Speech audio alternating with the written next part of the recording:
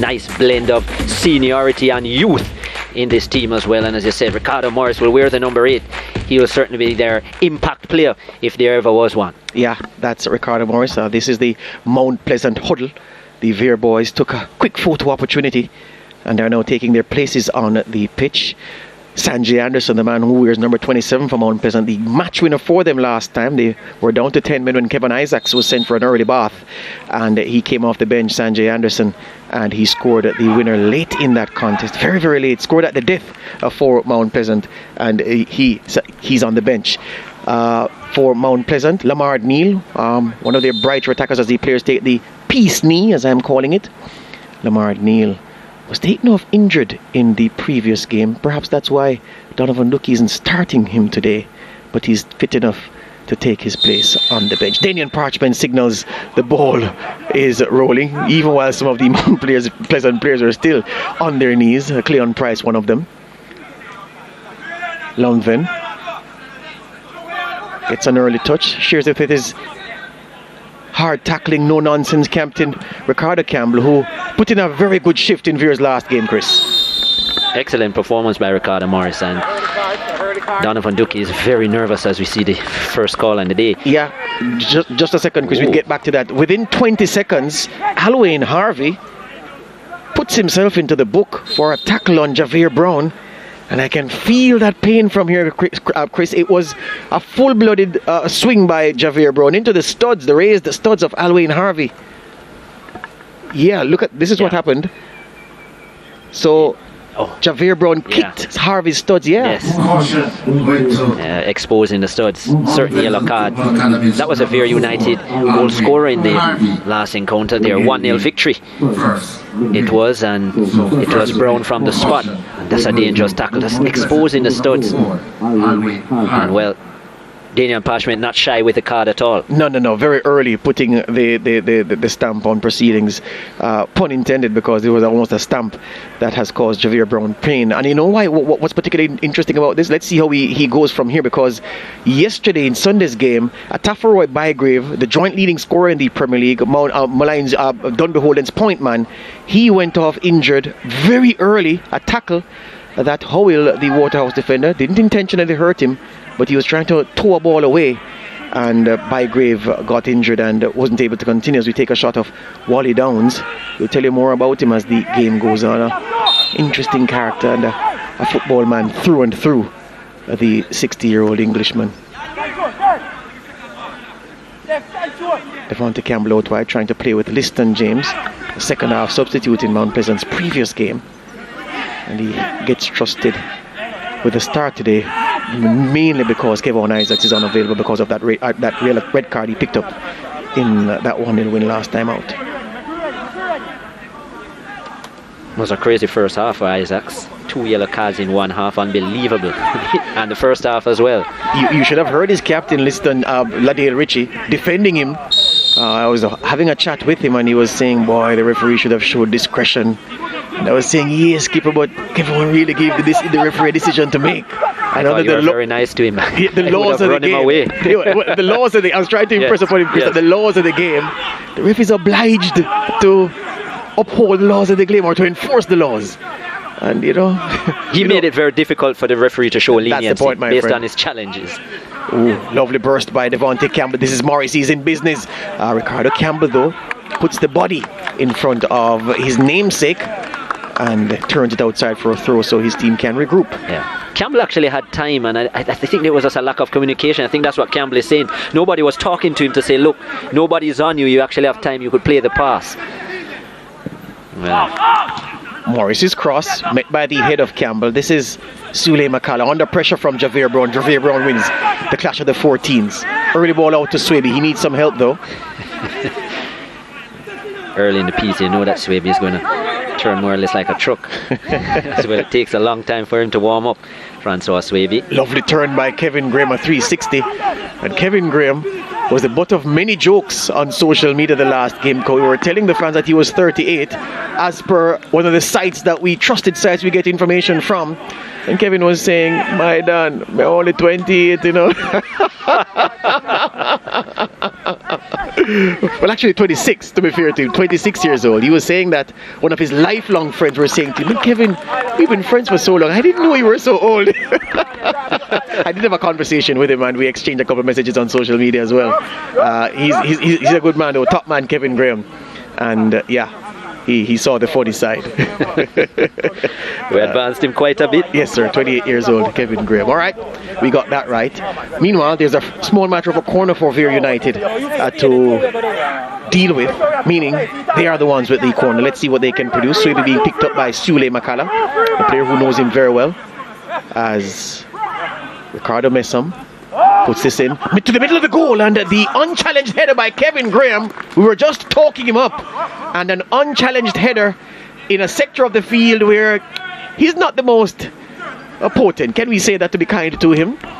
That would be very accurate. Would have been difficult from that distance though, going away, having to lean away and redirect the header, and just wouldn't have been able to generate the power to beat Paul. Funny you say that though, Chris, because I'm sure if Francois Swaby had that opportunity, you wouldn't be saying that. Maybe, but it would still have been difficult because he had to lean away from goal. But but Swaby has so much power and superior expertise from that distance. Ladale Ritchie turns away, and the foul brought down by the man Tyrese Harrison, only 19 years old. The young man trusted by Donovan Ducky to give the team some oomph this afternoon, the young man. Yeah, came on as a substitute last week, as you mentioned, and his energy was really good. Yes. Donovan Ducky, all throughout his appearance last week, was on his case from the sidelines. Do this, do that, get here now. Ducky, that's him. Well, obviously he followed instructions because he's gotten a start in place now. So Swaby's arm, the elbow, he really wasn't trying to block that, but it hit his elbow. And it's a free kick. So it's early, no discernible pattern just yet. And Jay Gale met that well. Lumpen met that header, and then Harrison seems to have taken a kick to the midriff. This is Cleon Price, the ex-Harbourview and Portmore United man, and Cavalier as well. So he's been around a few of the teams in Kasafa. This is Devonte Campbell.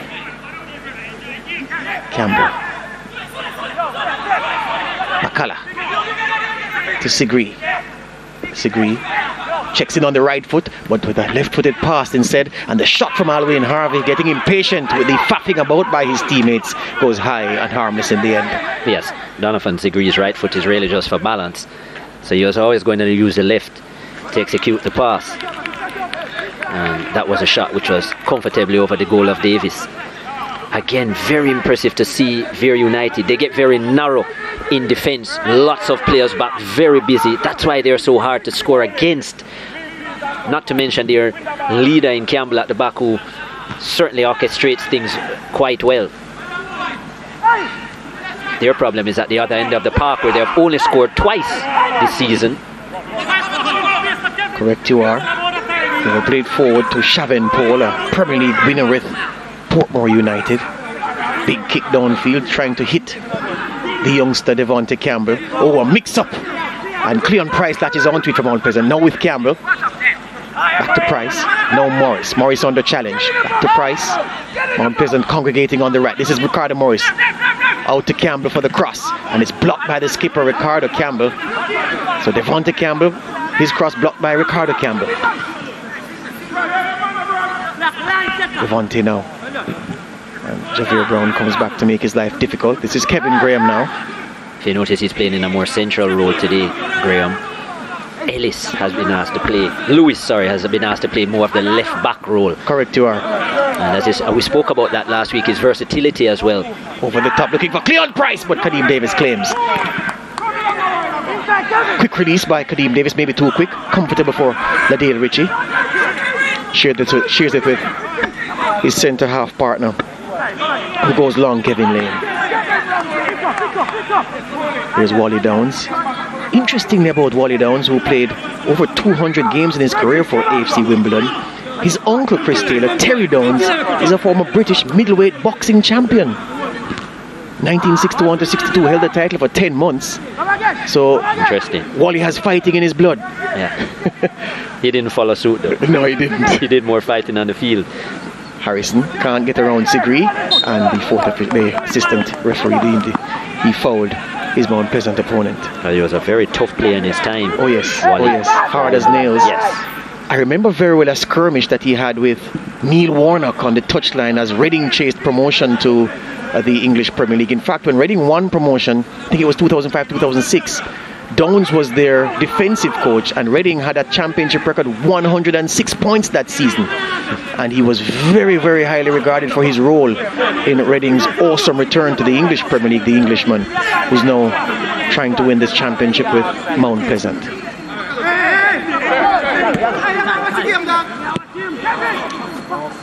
I think they almost came to blows, and Downs was cited for affray, which under British law, affray means fighting in public. So that was how serious it was.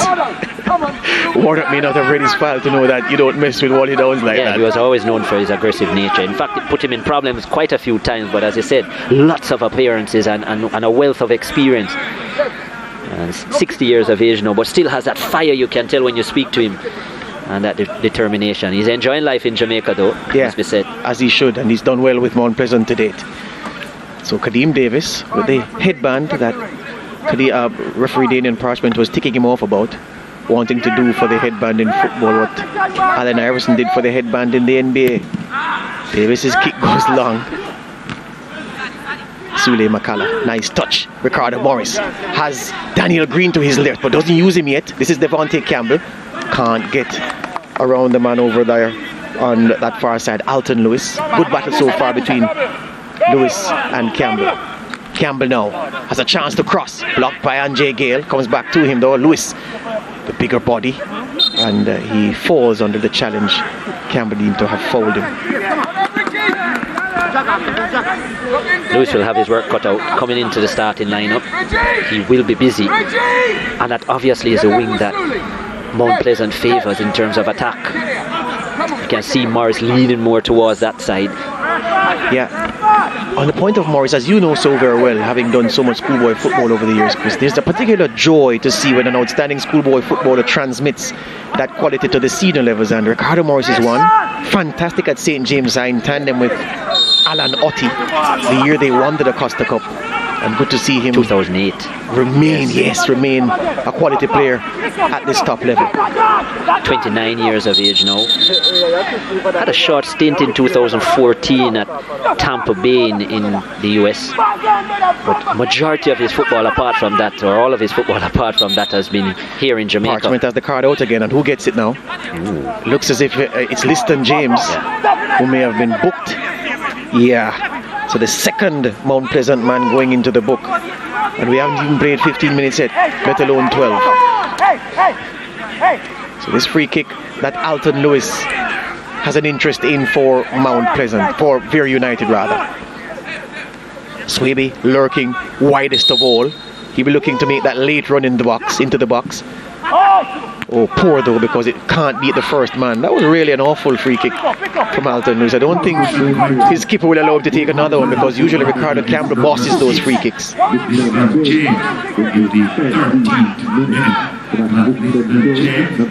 Harrison under pressure from Sigri goes down, wanting to get a free kick, but he gives away a throw.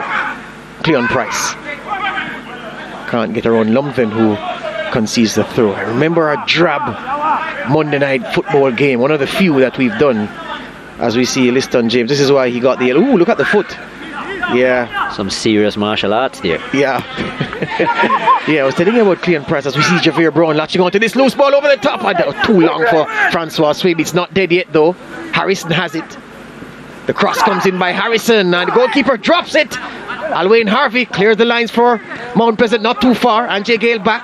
Sule Makala now. Out to Daniel Green. He still can't get his first touch. We're in the 14th minute. Daniel Green still hasn't touched the ball for Mount Pleasant. Oh, that was a poor pass there. Sigri forward to Morris. Needs some support, he does. Oh, curls it into the box, into space, and Kadeem Davis plucks it out of the air easily. Cleon Price acknowledging the effort. And I was telling you about Price lighting up a drab Monday night game between Cavalier and Harbourview. When he was with Cavalier, he scored from about 30 yards. A wicked strike from distance. It was 1-0 in a largely forgettable game, but I won't forget that strike anytime soon. So he has that quality clear on press as he goes down now, holding the right foot. Yeah. Mount Pleasant number 10. In fact, that game needed that goal. Oh, you remember that game? Lance nearly fell asleep. They really needed that moment of brilliance. Big duel going on with himself and Kevin Graham, as I said, playing more in the centre-back role today instead of the wing-back role. Yeah. Vere number 18. Segree's cross, finds Price's head, it bounces once, and Kadeem Davis, agile like off his line. And Price is very good in the air as well, so he adds that option for Mount Pleasant. Goalkeeper to goalkeeper. Davis's long punt. A couple of times he's tried to bypass everything and just go direct route one to Swaby. Hasn't found his striker just yet. And that's where Vere struggled. The midfield unit just not able to combine well enough to get the ball forward, so they have had to resort to long passes. Swaby is not the quickest, so it has to be a really good pass, and he will still have a lot of work to do. Yes, indeed. Ricardo Morris working midfield now. Daniel Green has gone central. Now Liston James decides to cross, and it's allowed to bounce by the Vere boys, who recognize that there isn't much danger. The point you made about the midfield is real for Vere United. In the last 10 Premier League games they've played since August 9 last year, they've won 2 of those 10, drawn 4, lost 4. But guess what? In those 10, they've scored 3 goals. 3 goals in 10 games. They've conceded 8, and 4 of those came in one game, a playoff game against Tivoli. So they've been very stingy in defence. 4 goals in 9 games then. But they can't. But there you go. But they can't score to save their lives. Yeah, only 3 goals in 10 games. Remarkable. It's been a real struggle. And then Neil being out would have helped magnificently in terms of their midfield play and moving forward. In fact, one of the 2 goal scorers, in fact the only goal scorer in open play for Vere this season, he is not playing. So there is a bit of a gap in the middle, and I think Mount Pleasant making full use of it at the moment. Key interception by Lewis. Long ball for Brown to chase. Harvey rather goes to close him down. Still Brown. Alwyn Harvey battling against him. Brown does well. Graham finds himself in an advanced position. This is Lewis now. Lewis tiptoeing and goes for a shot that is gathered competently enough by Shavin Paul. I was a bit surprised that Paul was scampering, because this looked like it was going wide. Was swerving wide in the end. Ran the risk of spooning it, and then right at Swaby's feet. Yeah, right at Swaby's feet. But luckily for him, his hands were good. But it's almost as if the defenders didn't rate Alton Lewis, Chris, because you saw how they backed off and invited him to shoot. Correct. He was a far way out though. Yeah. Liston James pops this over the top. Ricardo Campbell beats Ricardo Morris to the header. It's a Mount Pleasant throw. So this has been a fixture that Mount Pleasant have enjoyed over the years. 2 victories against them in the last 3 years. In fact, the only victories have come from Mount Pleasant. 2-0 in 2020, 2-1 in 2019. In fact, last year's result, a 0-0 draw, was the best Vere have done against them. Yeah, well, historically, those are the only 3 times they've met in the top flight. So Mount Pleasant dominate the rivalry. Ricardo Morris snapping the head into that one, but mistimed his jump badly. And Kadeem Davis upset with his defenders that Price got what he deemed to be a free header. So this match so far will be going according to the script, with Mount Pleasant showing certainly a lot more impetus going forward, and look certainly the more likely to score. Lots of possession, quite a few balls into the box as well. Wouldn't say any out-and-out chances though. Swaby's flick being hunted down by Harrison. Under pressure is Kevin Lane, and Shavin Paul bails him out with an assertive from the goalkeeper now. Daniel James gets the early pass. He finally gets a touch. Yeah, he did. Swaby tracks back well to help his midfielders. Brown, Javier Brown, asking a lot of Swaby, and my word, Swaby frustrated with him, flinging his hands in the air in frustration. That was actually Ricardo Messham's long pass, Swaby couldn't stop it from, it was a handball, is the call. Western James has a lot of time to gather this one.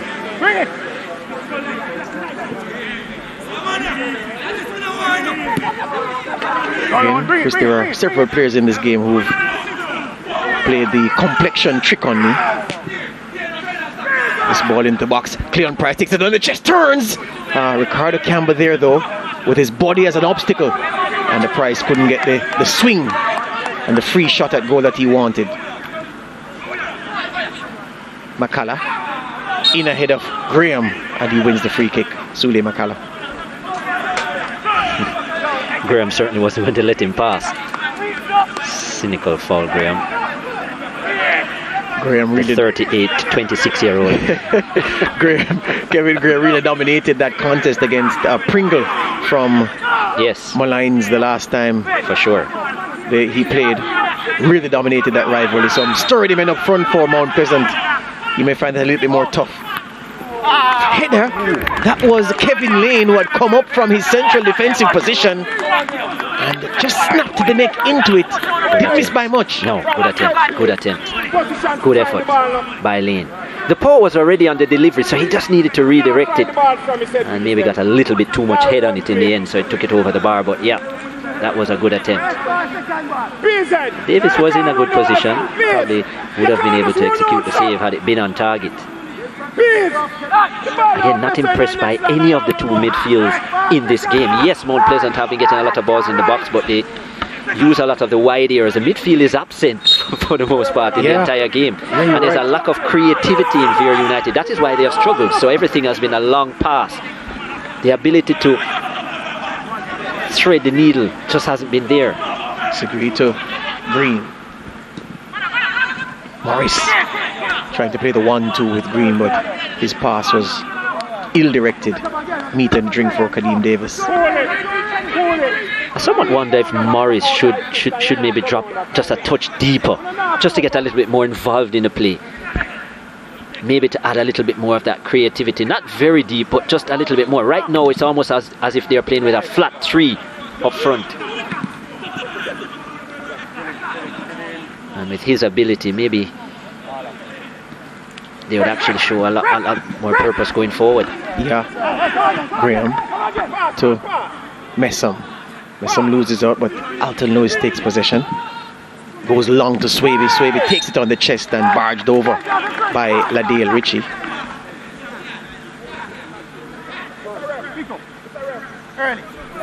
Daniel Parchment walking the spot.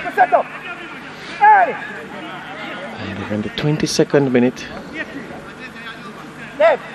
Lewis was charged of this free kick once again.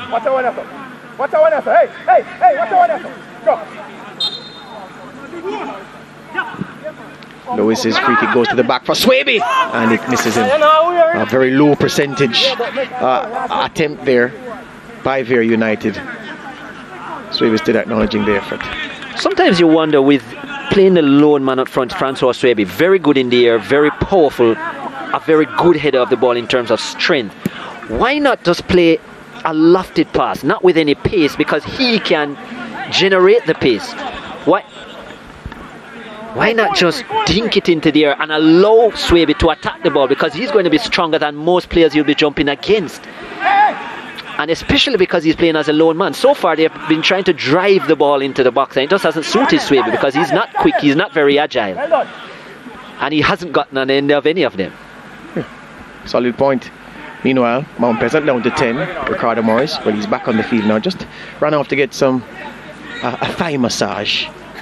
Here's Campbell. He's switched flanks. Devontae Campbell now operating on this left side. 2 Vere men to beat. He checks in on the right foot. Goes for the cross. Headed away by Alton Lewis. It's been very busy so far this game. Liston James now with another cross. Kadeem Davis goes up, beaten to the header, and deemed to have been fouled by Cleon Price. Daniel Parchment making that call. It'll be interesting to see that replay. I didn't think Price did much wrong, actually. I just think he went to challenge for the ball, but let's see if he used his arms to get in the way of Davis. Goes up here. I think he really does challenge. His eyes were always on the ball, Price. It's not as if he looked towards Davis And maybe that left arm is the reason why Daniel Parchment bailed out Davis. Lucky, I think. I think it was a genuine challenge for the ball by Price. Agreed. Meanwhile, another long ball missed Swaby. Yeah. Shavin Paul. His kick lands at half line, halfway. And Jay Gale through the middle for Vere. Closed down well by Harvey, and Sule McCullough driving forward now. Has Devontae Campbell, freeze him down this left hand side. What can the youngster do against Salmon? Back to McCullough.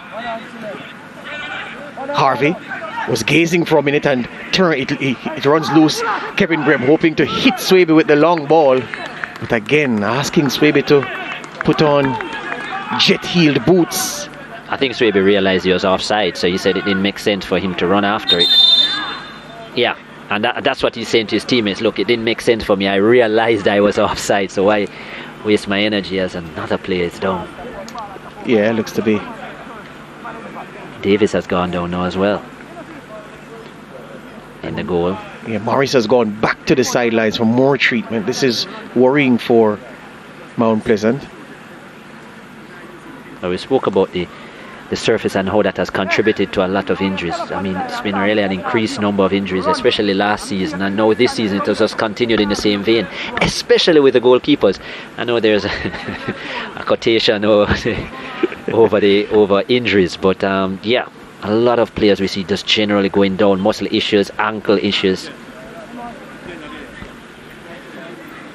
Yeah, so Down's complaining to the fourth official that the Vere goalkeeper is just really wasting time. Meanwhile, Ricardo Morris has a bit of strapping on the thigh just applied, and they aren't even done. Well, yeah, he's fixing the shorts now, but he had it massaged first, like a minute ago, then had it massaged again, then had it strapped, and now he's stretching.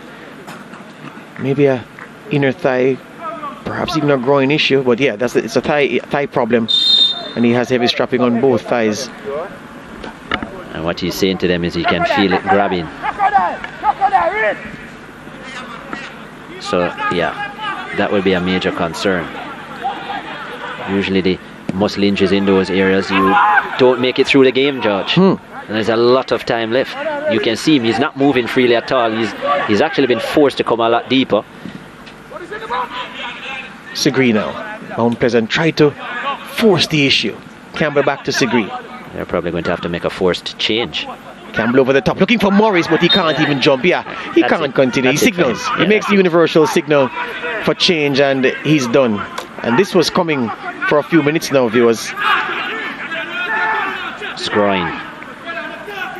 As you said, inner thigh towards the groin, and yeah, I know those injuries quite well. That's it.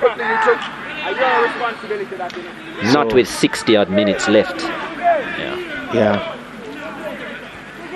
And he won't. I mean, apart from the walking or the movement, there'll just be no power that you'll be able to generate. So it just makes no sense, and yeah, very unfortunate.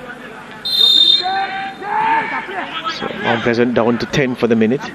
The stricken Ricardo Morris behind the Vere United goal, being attended to by the Mount Pleasant medics. And Wally Downs furiously.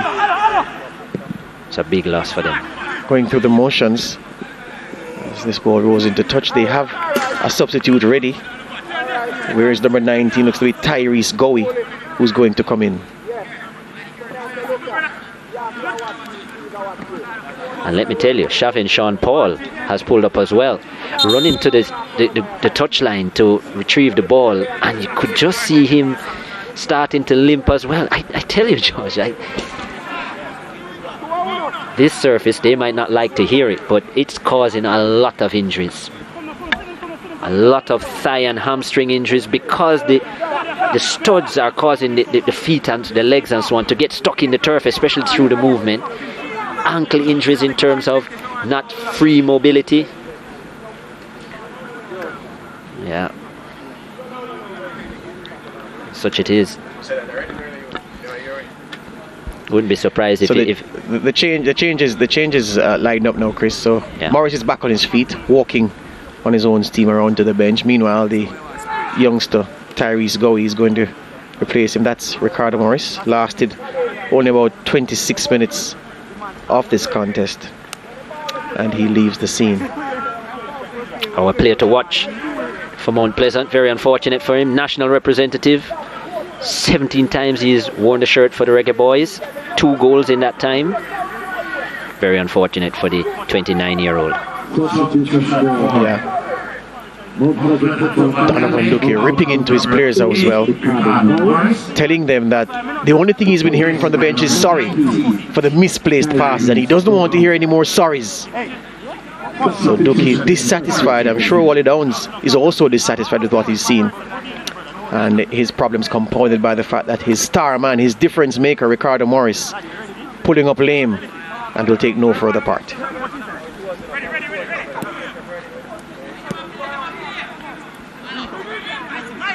So a very disjointed start to this game.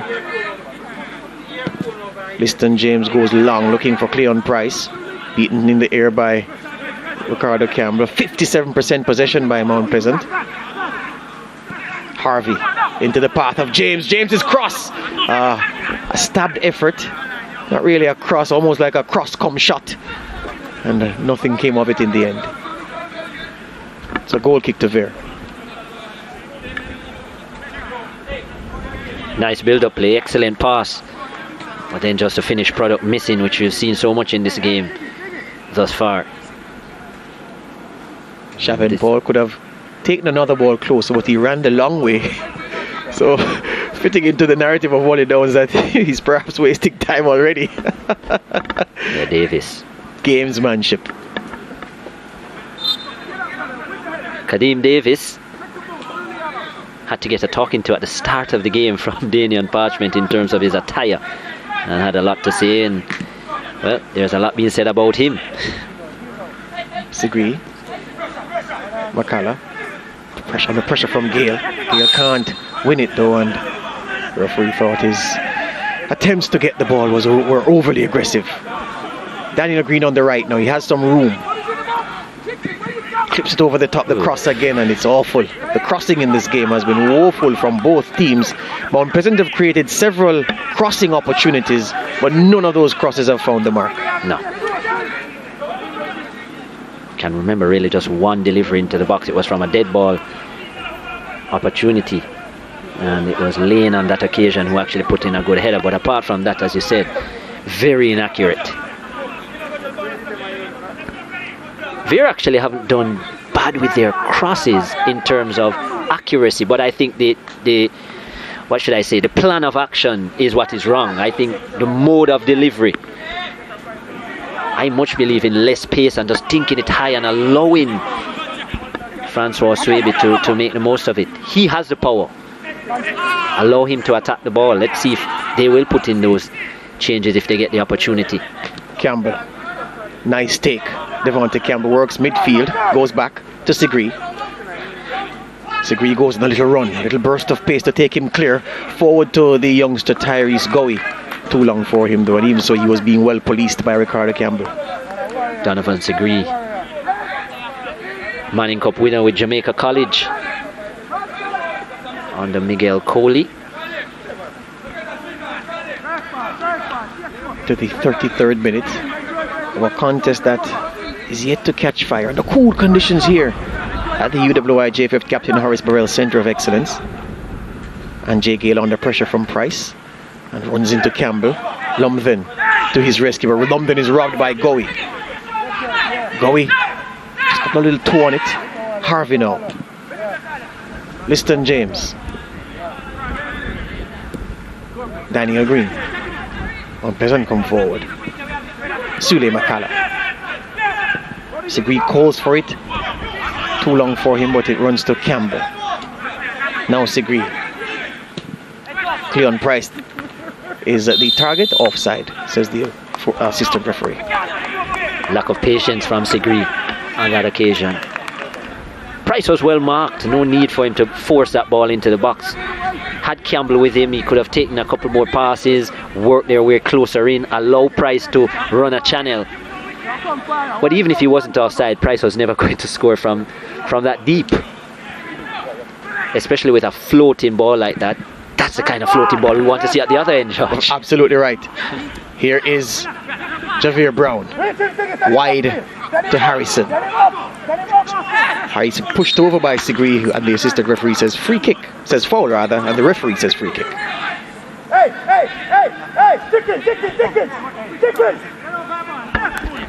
Well, here is a chance for Vere United to float it into the box as we had suggested. Let's see what happens. Lots of bodies forward. You would have to say, apart from Francois Swaby, they're certainly not the taller players in the box. Yeah, well, unless Lumsden comes forward. On cue, he goes forward now, Chris. Well, he's turned back. Amazing. Duki turns him back, his coach. So he's furthest back. Meanwhile, his captain will take charge of this free kick. A two-man wall. There are 1, 2, 3, 4, 5 white shirts in the box, including Francois Swaby. Campbell over the top into the box, and meat and drink for goalkeeper Shavin Paul.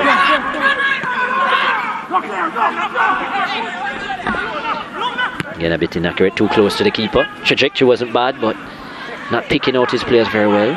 Lovely first touch by Cleon Price, but Alton Lewis with a sliding block.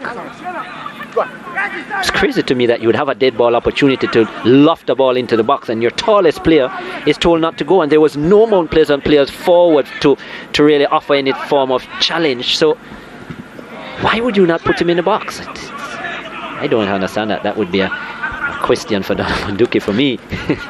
Sigri to Green. Green runs midfield.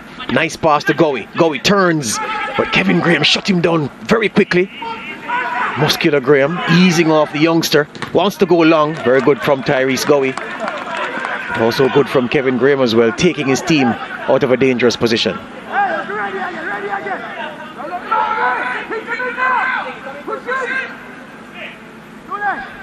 Salmon with this throw for Vere.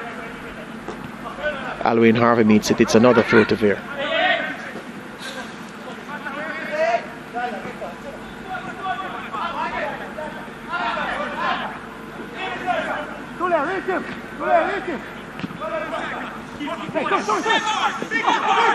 Lane blasts it off Messam.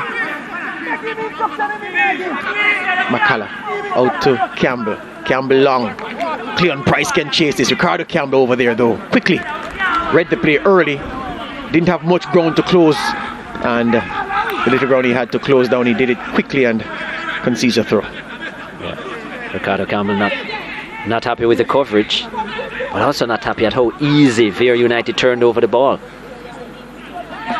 Nobody reading the play of Francois Swaby. The big man pulled wide, did well to collect the ball, and then a play, and everybody was chasing after that. Nobody read the play. The cohesion just not there from his younger teammates. McCullough under pressure. Turns to James. Campbell back to James. James has some time now to make this cross count. It's at the back post for Daniel Green, and not sure what he was trying there. Cleon Price. Still Price. McCullough on the right foot, low! And whistles by Kadeem Davis's right hand post, and the goalkeeper is upset for Vere United. Wanted better coverage than that from his defenders. Good attempt on the 18 by McCullough. Pace behind it, but just wide. This was a patient build-up. I like this from Mount Pleasant. Just taking their time. McCullough, one of the most experienced players in the group, just orchestrating things, asking Price to find him, then the shot. Not bad in terms of build-up. Good to see them utilizing the midfield as well, then pulling wide to get the Vere players out of position. Price on the hunt. He gets there ahead of Lumsden. Big cross, big change of play, direction, point of attack to Campbell. Liston James gives him the overlapping run, but he doesn't want that pass. Back to Harvey. Back to Campbell. Pleasant trying to settle into a rhythm here. James, nice pass to Sigri. Sigri has some time on the left foot. The first touch wasn't the best. Harrison got a piece of it, but still Sigri. Around the corner to Daniel Green. Green on the right foot. And trying to find Cleon Price. It took a deflection off Alton Lewis. And it's a corner kick. Good build up again, Mount Pleasant. Good build up again. Donovan Sigri, who has an excellent left foot. That was really a poor touch. I said it wasn't bad. It was poor. Had all the time in the world, and had he taken that well, he would have had a shot. an open shot, but that heavy touch just took it away. And again, Mount Pleasant coming into the game nicely. I like their patience in terms of their build-up play. They look more threatening when they do that. Sigree, short corner to Gowie. Sigree puts the ball in, and Sule McCullough didn't know much about it when he really ought to have known that it was coming in his direction. It's a corner, referee Daniel Parchment says, so maybe the deflection took it away from him as he's grinning. Well, Cleon Price was grinning at any rate, but this is the cross by Sigree. As you see live action, the ball being closed down behind McCullough. Yep. Not sure who touched it though. Kevin Lane pops it in, cleared by Ricardo Campbell. Vere under some pressure. Good touch by Francois Swaby. Oh, into space now for Harrison. Ladale Ritchie goes across, and the skipper executes the slide. Brilliant from the Mount Pleasant captain. A little too Daniel far Green. Swaby. Trevor Salmon does well, and does even better. Harrison looks to be hurt from that clash with big Ladale Ritchie, and the young man seems to be a hip problem.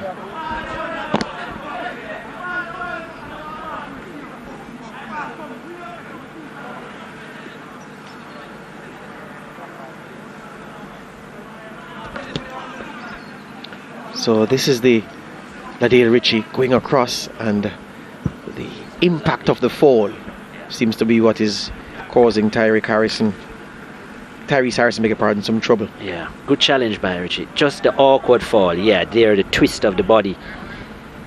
And that was really excellent challenge though by the skipper.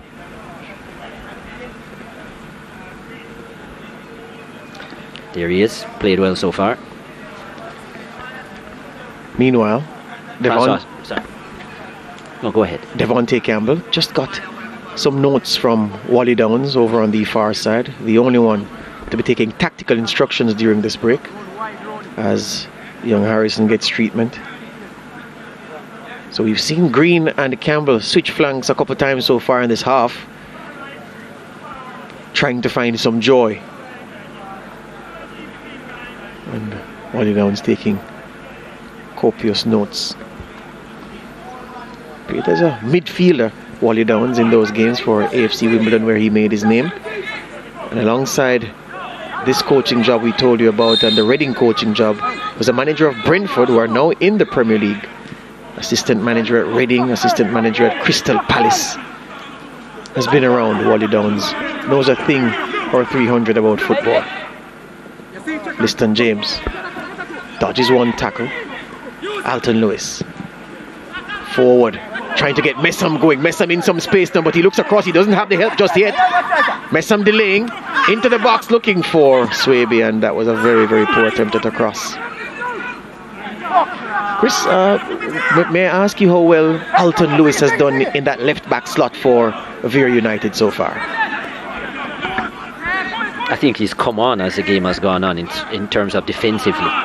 In the early part, he looked like he was going to have been exposed, and I think Campbell was having quite a bit of joy. So was Morris, but with Morris's substitution, it has made his life easier. Yeah, on that flank, and his delivery is still not good at all in terms of an attacking sense, but I think defensively he's been more solid, and they have actually looked to switch their attack quite a bit to the left hand side, Mount Pleasant, just because of his solidity. But yeah, I think Morris coming off has helped his day. Yeah. Yeah. Shavin Paul spearing this one downfield. Forced to clear on Price though. It overshot Devontae Campbell. Price, he beats Campbell. Still Price. Trying to weave. Lewis, around three defenders. This is Devontae Campbell now has picked up the dribble. Lewis goes out to meet him and turns him back. James back to Campbell. Lewis out. Lewis wins that particular battle, and no foul, says the referee, to the frustration of young Devontae Campbell, who's looking at the assistant referee asking him for help. Lewis won that duel and got a fist bump from his captain Ricardo Campbell as well. Yeah. Parchment looked like he was interested for a moment, but looked to the assistant and there was no flag, and it was in his quarter, if you want to say. So I think he just left it alone, and probably that's what they're talking about on their mics. Too close, was it?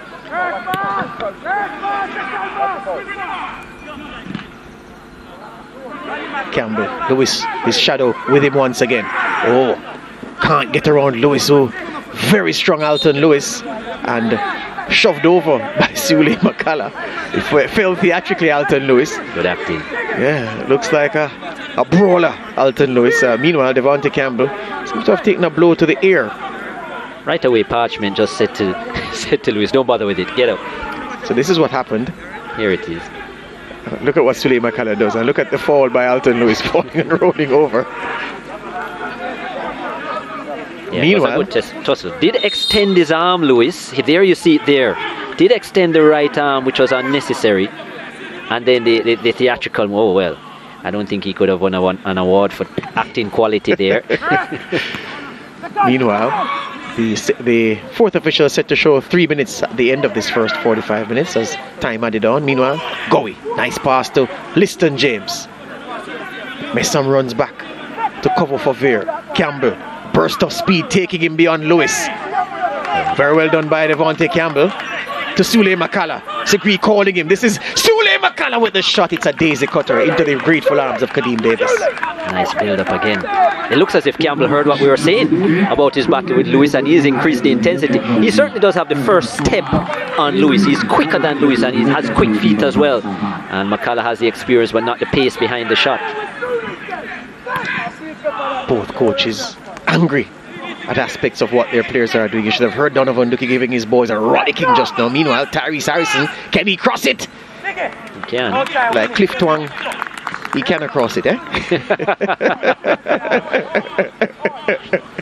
I haven't seen him in ages, Chris. We need to go and look for him. Me neither. I haven't heard him either. That's the young Tyrese Harrison, 19 years old. Our producer says he's on tour.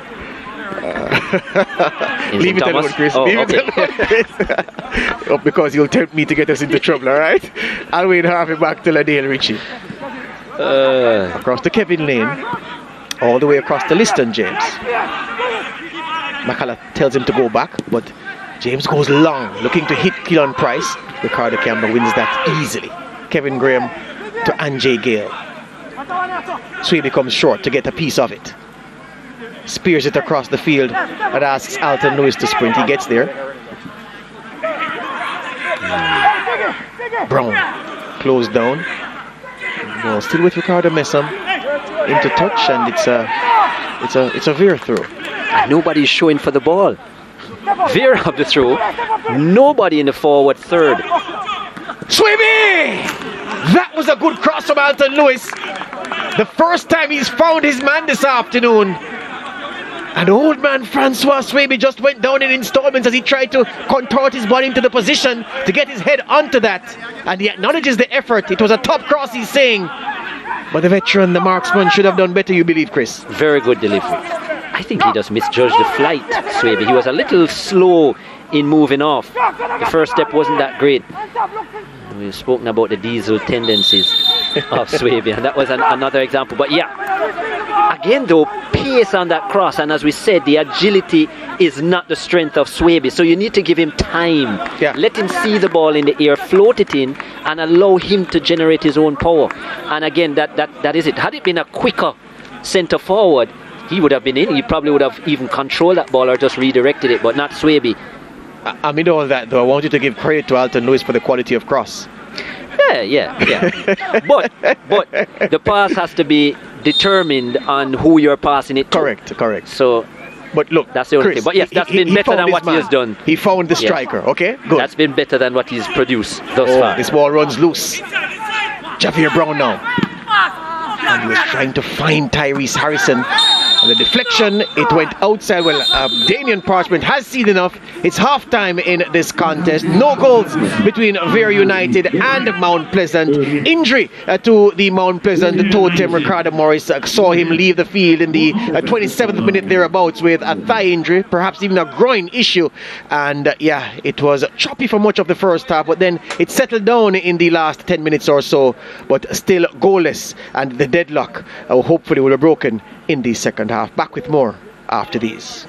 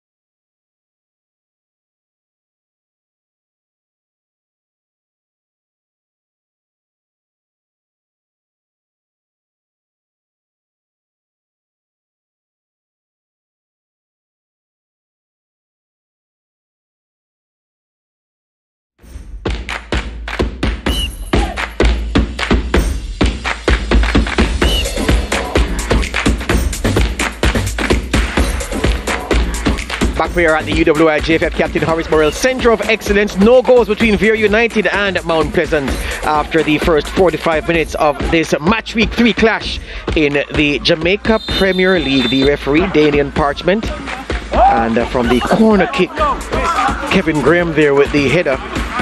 Alton Lewis had an early sighter, easily gathered by Shavin Paul. Liston James put this one in, and it was met by the head of Ricardo Morris. He wasn't to stay with us for too long. Daniel Green's effort on target, but well, Kevin Lane headed it goalwards, but harmless in the end. Then Green, that was a miscued effort. It will work its way to Donovan Segree. Cleon Price will shift it back across the 18-yard box to Sule McCalla. Had some power, but the direction was off. And then the short corner, Gowie to Segree. Segree's cross missed both Cleon Price and Sule McCalla, and it was a case of a half of what ifs for both teams. 7 shots, only 2 on target, 1 for either side. 12 fouls, 8 committed by Mount Pleasant. 2 yellow cards, Liston James and Alwyn Harvey into the book for the Mount Pleasant team, and Mount Pleasant controlled 57% of the possession in the first 45 minutes. So the position of the game is that it's 0-0 between the teams. All right, well, what happened on Sunday? In case you missed it, and we're not talking Mariah Ramarak's show, we're talking about Sunday, match week 3 of the JPL, to open it, Waterhouse against Dunbeholden, and then Portmore United and Cavalier. With 4 goals this afternoon. Waterhouse were impressive from early. Leslie taking the quick, neat pass from Andre Fletcher. Just working his way into a goal scoring position. Sliding it past Damien Hart in the Dunbeholden goal. That was 1-0 after 22 minutes. Leslie celebrating his first goal in 3 seasons. Dunbeholden tried to respond. Bailey with a left-footed strike. Kimar Foster in goal, solid for Waterhouse.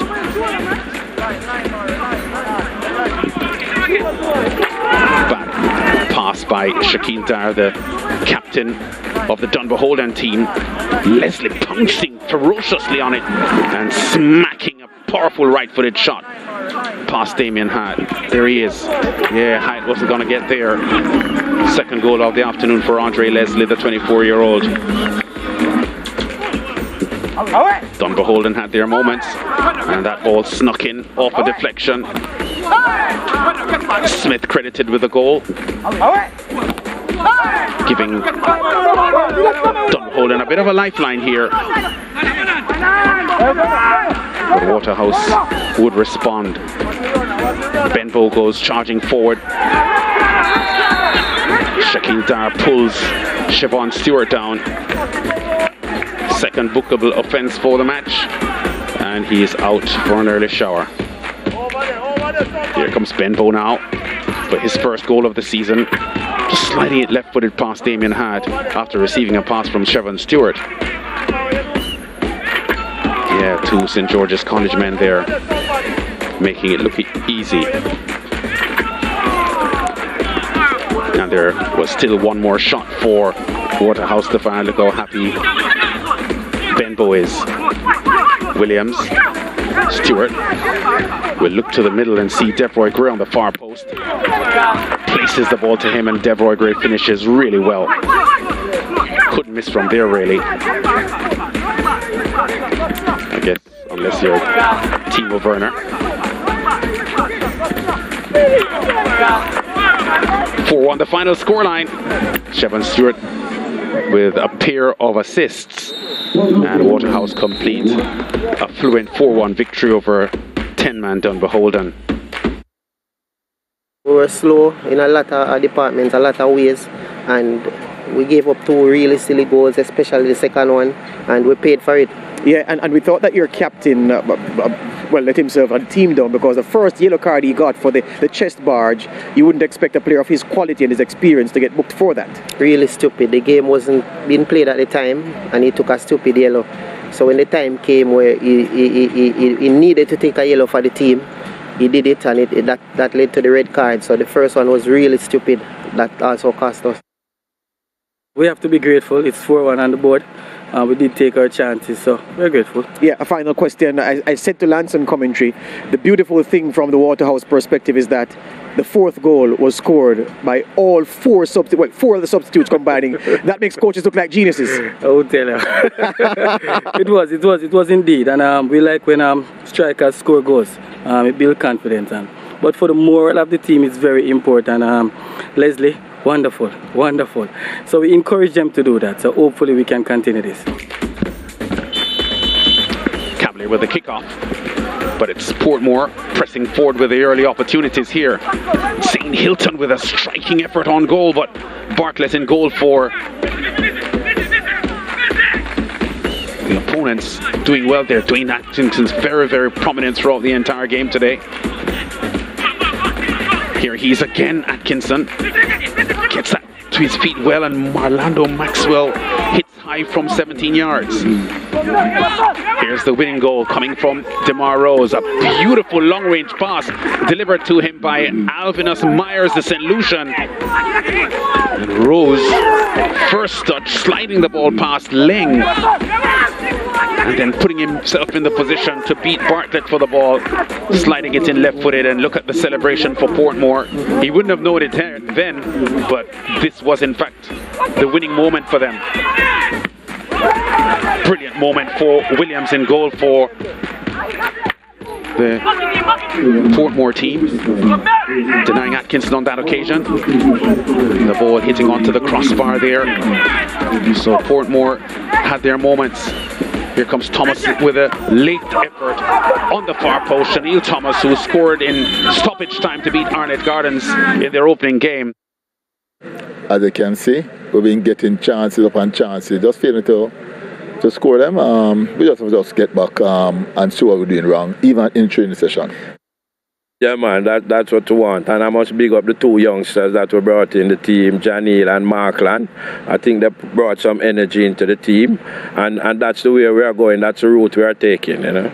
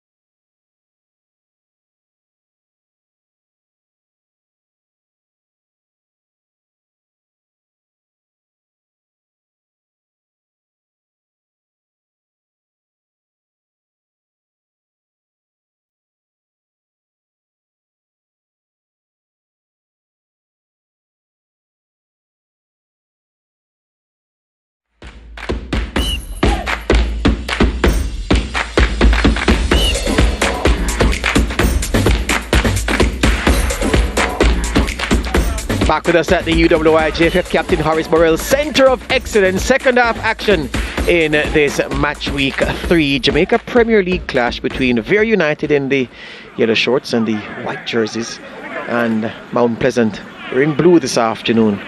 Referee Danian Parchment has dished out 2 yellow cards so far, both to Mount Pleasant men, Alwyn Harvey and Liston James. Harvey after about 20 seconds for a tackle on poor old Javier Brown, and Liston James for a kung fu style challenge.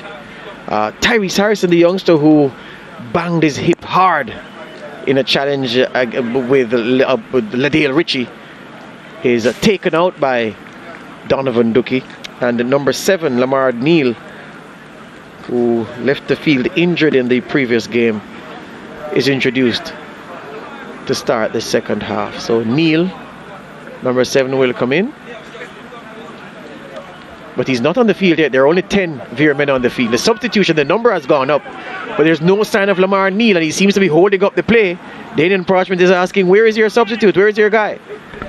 Neal is only now removing his bib. What? This is sharp. Well. He got the news late, clearly. Yeah. Would he still have on his bib? Anyway, I think this will make a big difference to the Vere team, especially if he is fit enough to be introduced. I think they will have a much sturdier middle with him on. Harrison just didn't have the best of games, didn't really come into the play. Daniel Green, early touch for him. Oh, he gets around Lumpton. The ball played to Cleon Price. His effort missed, and the shot on goal by Tyrese Gow is blocked. Javier Brown goes long and asking a question of Francois Swaby that the veteran is no longer capable of answering.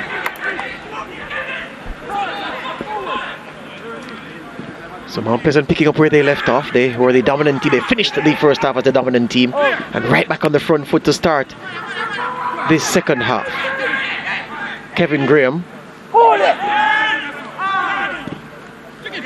can't get it, and he was holding on to Gowie, and he may be booked by Danian Parchment for a blatant grab on the shorts. Escapes the booking for now. Yeah, I think he'll get lucky. It wasn't a prolonged pull. Gale is down, but again giving away the ball needlessly. This time Graham was a guilty player. Yeah, trying to sell a dummy and allowed the ball to run too far away from him.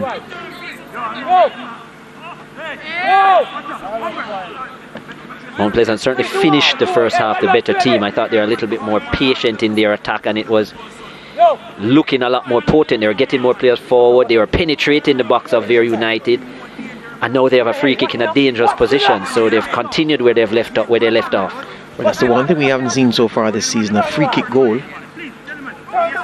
Maybe Sule McCullough or even Alwyn Harvey, who's taking an... Well, Hardware did score a free kick for Dunby holding off the bench to win, to settle their opening game, so we've seen one so far. One is a bit lonely. Let's see if another team playing in blue can give us a second one. McCullough.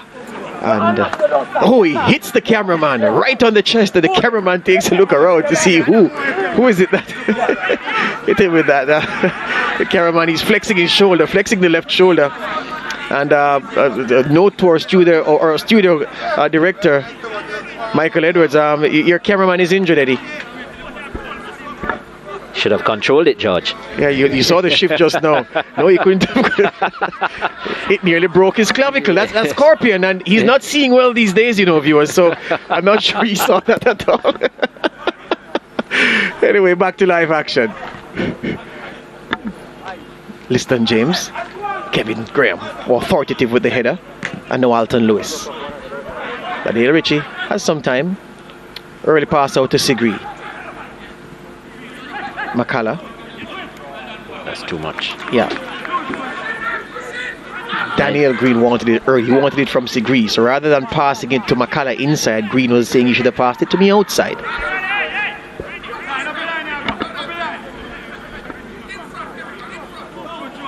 Salmon with the throw to Neal. His first touch of the game, having just been introduced. Richie goes back to Lane. Liston James gives him the passing option, and he uses him. Back to Lane.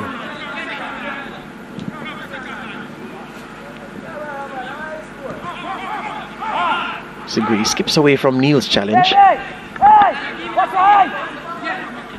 to McCullough. Under pressure from Gale. It's unlike Harrison, who likes to play in the wide areas, likes to play with just... After this. Daniel Green. On the right foot. Looks for pass. Finds Sigree. Sigree is trying to get Campbell in, and Lewis, nobody told him that he wasn't under a challenge, so he acted as if he was being closed down and gave away a corner that he really ought not to have. Yeah, lack of communication. Short corner, Devontae Campbell now to Gowie. Gowie across to Daniel Green on the thigh, but the control wasn't clean. Sharp turn by him, handball! Aiden Parchment says no, the hand was by the side. Harvey to James. Campbell forward to Gowie, and it's too long. Gowie was saying that it was misdirected.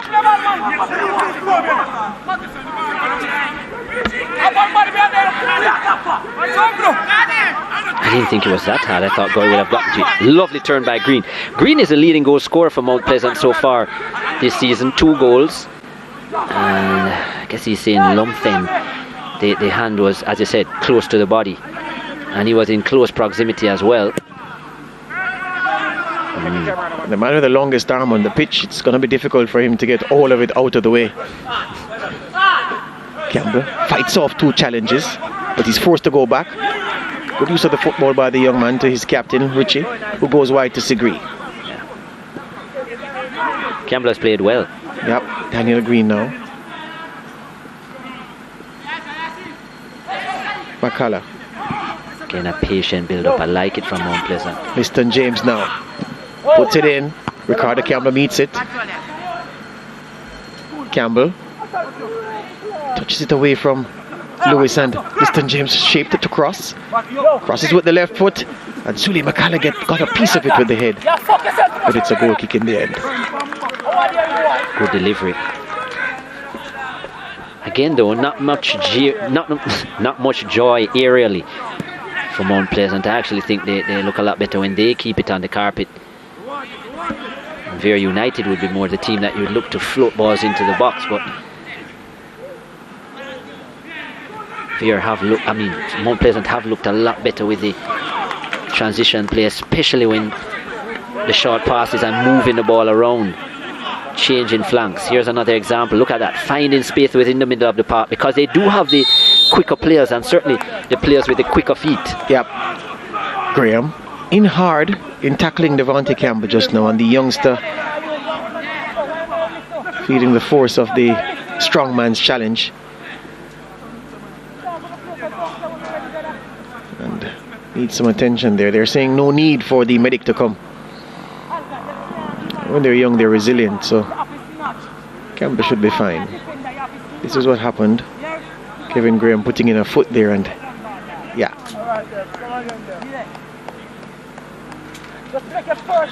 But Devontae Campbell, the first of the homegrown products of the Mount Pleasant Academy project. He's going to be the first of many, because Mount Pleasant, the owner, said he's in it for the long haul, and everything he's done so far suggests he's in it for the long haul. And that's why us neutrals wish the project every success. This is Ladale Ritchie. Pumps it into the 18-yard box. Kadeem Davis, loud call, and he claims it easily. Goes long, and again it's wasted because it's straight back to Mount Pleasant. Swaby nowhere, not in the same parish as the pass. Liston James has a lot of time. Finds Gowie to Campbell. Back to James. Switches it to his skipper, Richie.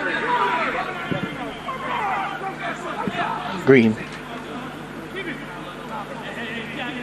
Green works around 2 challenges. Green running at Anjay Gale, comes inside to McCullough.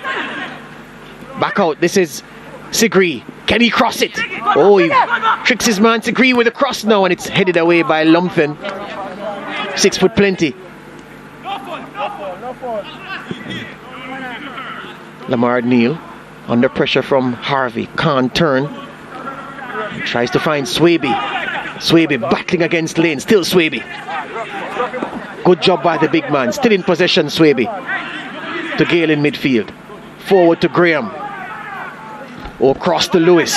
Vere, a rear coordinated attack from them. Lewis over the top, trying to find Swaby, and it's cleared by Ladine Ritchie with the big striker lurking behind him. Campbell buys himself some time. So Harvey back into midfield, and now McCullough and Harvey. The switch. Harvey was looking for Green, but the pass needed more. And Neil now in possession for Vere. Not even sure why you would attempt that, and he had so many players waiting to support him on his side of the pitch.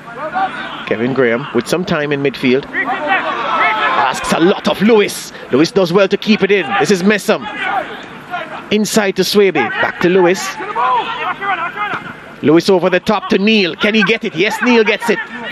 Back to Swaby! Off the left foot. He's been known to score those. Has scored plenty of those in his career. But it was high in the end.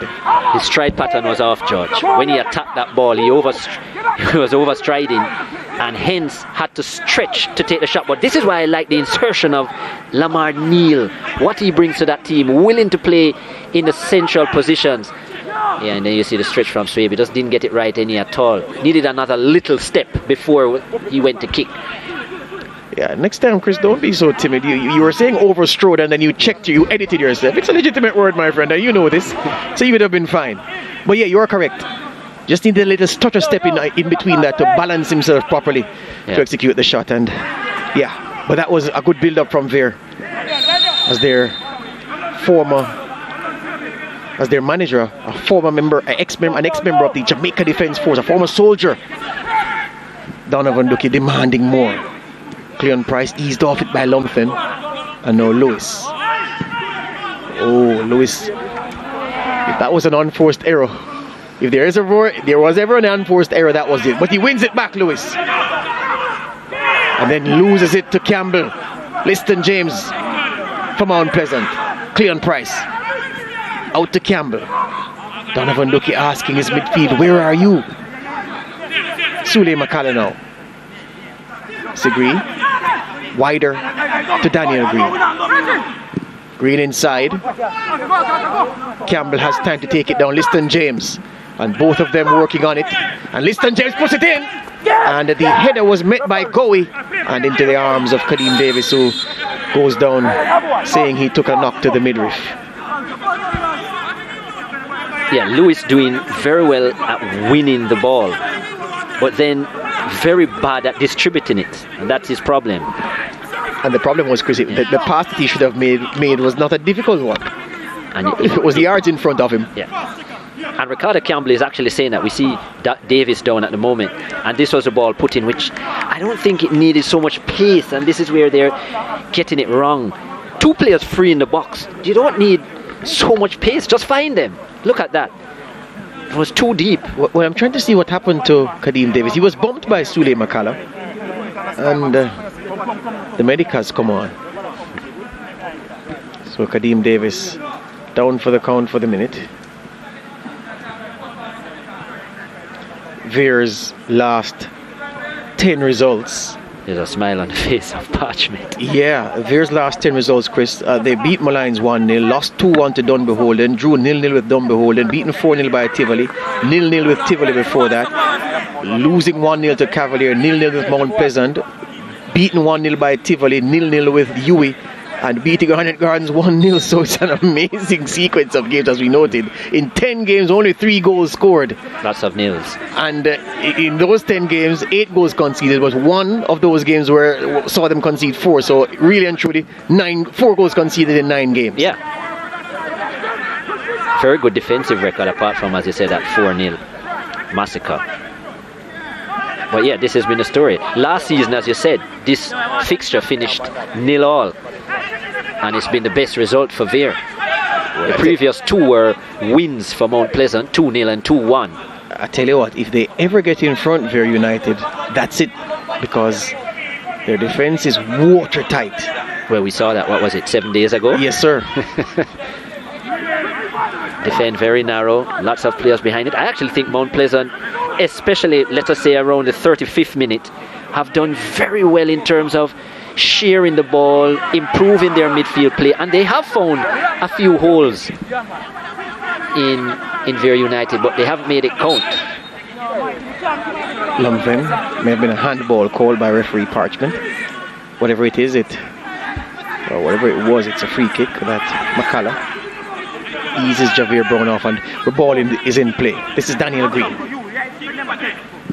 Comes with the cross. Lumpen met it, and Campbell at the back post, a swing and a miss. It's a corner kick. Campbell and Green are the two players, certainly from wide positions, who have really, as I said, come alive. Campbell, the 19-year-old, he's done very well. Nifty footwork, very quick. He's giving Lewis a hard time. And Green has looked a lot better in the second half. Their leading goal scorer. Straight with a defensive header going back into the mix. It meets the head of Kevin Graham this time, and running straight through his Ricardo Messam, but a bad touch allows Sigree to win back possession from Mount Pleasant. Daniel Green, can he get on to the end of this? Oh, lovely play by Daniel Green. Cleon Price shows him where he wants it, but Lumpen, a leg stretched out like Dalzim from these Street Fighter games. With the extension. Oh yes. Campbell on the floor with a cross. Green misses it. Cleon Price trying to back heel, but can't get it through heavy traffic. It's still alive for Mount Pleasant through Sule McCullough. Plays Devonta Campbell in. Gets around Lewis Campbell. And Kevin Graham cleans up at near his first post. And here's Swaby. Vere on the counter attack, or are they? Swaby's pass behind Messam. Messam keeps it in. Would be a counter with Francois Swaby. Yeah, Lamar Neal. But he did very well, the big man. And Swaby has been frustrated because they have looked to play the ball in space for Swaby, but Swaby wants it, but he does very well when the ball is played to him. Yeah, he wants it to feed all the time. From him. Yes, he wants it to feed all the time, that's for sure. And he holds up the ball very well. Gowie's flick, only to Kevin Graham. It's a turnover. This is Gowie. Pops up on the left. Inside to Sule McCullough. Takes a touch. Sule McCullough switches feet, but can't get the shot off cleanly. And it's into space for Messam to chase. Kevin Lane comes and challenges and loses out. This is Messam. Still Messam for Vere. Swaby wants it. Gets it now. The overlap is there. This is Javier Brown. Brown! Into the side netting. It's a goal kick. No way, Javier Brown. When Swaby played the diagonal pass to Brown, he made a run towards the penalty spot, expecting the diagonal pass from Brown. And that was so poor from him. Had he made that pass, Swaby was there waiting. Very intelligent. Here's Swaby. Daniel Green racing into the box. Green! It's blocked by Kadeem Davis and helped by Lumpen. He gathers at the second attempt. So from back to front very quickly for Mount Pleasant. And Daniel Green racing into the box from the left-hand side. Meanwhile, Kesslon Hall gets ready to come in for Mount Pleasant. Meanwhile, Swaby battling against Richie and goes down the big striker for Vere. Yeah, Price picked up an injury and an opportunity, as I said, for Hall. This was a previous chance for Green. As we said, Green and Campbell in the wide areas causing lots of problems for Vere. And this was a chance they created for themselves. Ricardo Messam cutting in well, was actually fouled. Good advantage played by Parchment. And look at this, lovely pass here. And then you can see Swaby front of screen, but Brown not sure what he was thinking. Messam back to Lewis under pressure. Forward to Graham. Graham back to Lewis. Lewis. Oh, was that a shot? Was that a pass? That was a shot. Only he knows. Not the best idea, and he gets a mouthful, or an earful, I should say, from Ricardo Campbell, the captain. So the original Mount Pleasant striker, Kesslon Hall, was there when they were battling their way through the St. Anne leagues to get to the Premier League. Wasn't a part of the squad in the first two games. Part of the squad today, and he gets a piece of the action. Usually good for a goal, Kesslon Hall. Let's see if he can do the magic, do the business for Wally Downs' team today. Lewis chests down, forward to Javier Brown. Can't connect with Neal. Oh, lovely turn, lovely take by Campbell. The control took him away from Lewis. But Lewis had help, so Campbell had to turn back. Ball switched to Segri. Far side on the left. Inside to Harvey. And Anjay Gale gets there first. Really nice player, Campbell. Good foot skill and very quick feet. He's given everybody problems on that flank. Speaking of problems, yeah, Daniel Green has given the Vere boys problems as well. Here he is again. Green! And Lumpton got over there and made himself enough of an obstacle. Swaby frustrated again. That pass doesn't find him. And he's really having a tough time. The big striker for Vere United. Here's Messam. Messam can't find him because Liston James steps in. Gowie. Back to Liston James. Centrally to Sule Makala. Makala. Short pass to Green. Green! A snap effort. Very quick to sort himself out and direct that shot at target. And just missed to the top left-hand corner. Well, didn't just miss it, but missed the top left-hand corner. He made up his mind pretty quickly. Didn't position his body the right way initially. So there was a bit of a delay and then he was rushed. Green. But there have been 3 occasions, Mount Pleasant, where they have gotten into the box and the hesitation to shoot has caused the avenues to just be shut down. Price got one before he came off. He should have kicked one time, didn't. McCullough got another one where he should have kicked, didn't. And again you see the slight misjudgment from Green. So that is something that Mount Pleasant, obviously Vere United, how they defend, you're not going to get a lot of time. So when you do find that little pocket, you have to know what you're going to do before the ball comes to you. Yeah. Yes, indeed. In the 66th minute, Vere have 3 men warming up. Mount Pleasant have none, but they've made some changes. Ricardo Campbell replaced in the first half by Tyrese Gowie. And now Cleon Price are replaced by Keston Hall as Green races forward once again. Daniel Green jet heeled and into the box. Green with the left-footed shot. It's blocked by the covering defenders. Good by Anjay Gale who matched him in that sprint. Daniel Green, a slow start to the first half, but has picked up and has been bright in the second period for the boys in blue, Mount Pleasant. I think they need to make some changes, especially to the middle of the park.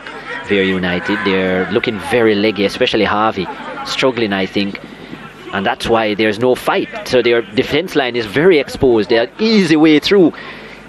Even 5 minutes ago, that transition play with Green, look how quickly the ball got down to their defensive third, and it's because there's not enough midfield work going on for Vere United. Harvey, Gale and company need to close the lanes a lot better, protect the back line.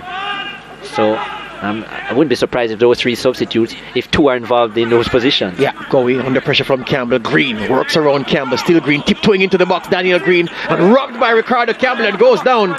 Daniel Parchment says goal kick. Campbell stretching the groin, seems to have hurt himself in that tangle with Daniel Green. And Daniel Parchment asking the Vere skipper if it's all right. So Green, this is him working in the box, but Campbell stronger. Yeah. Was that Campbell who actually towed out the ball though? Yeah. Let's see it here. Oh no, it was Green through the legs of Campbell. Good defending by the captain. He has been good, but Lumpton has been excellent today. Has smothered a few shots so far in the second half. Very good. Very good day. Vere number 3. He was very good in the last game, but I think he was pipped by his captain just because of the leadership that Campbell showed. But maybe today the number 3 might have the slight edge on their team. Won that. Neil into the box. This is Javier Brown! He required a save from Shavin Paul, and it's according to Vere United, almost out of nothing. The Clarendon team could have breached the Mount Pleasant rear guard. And who is the man involved yet again? Lamar Neal. Brought in very well. And Brown, who certainly was looking leggy, that's an excellent save. Lovely pass by Neil. He's added something to this team, and that was a top save by Shavin Sean Paul. So Neil, the provider for that chance, has come across near side to take this corner for Vere. 5 of them in the box, men in white shirts, hovering like carrion waiting for meat. Neil puts it to the back post. Swaby gets up there, but Sule Makala was on point to beat him to the header, and Javier Brown trying to shield that into touch and was flung into the advertising hoardings by the young Tyrese Gowie. He's having words Well, just had a few words with the young man. It's a corner kick, nothing more. Very good delivery by Neil. That's the idea. Look at how that was floated. It allowed Swaby to attack it. He didn't win the header in the end, but still gave him an opportunity to use his strength, his body. Neil has found himself on the other side, the far side, for this corner kick now. Goes up and McCullough wins the header once again. Javere Brown. Back to where the ball came from. Neil settles under it. Lovely first touch to bring it down. Still Neil, and he goes down in the box.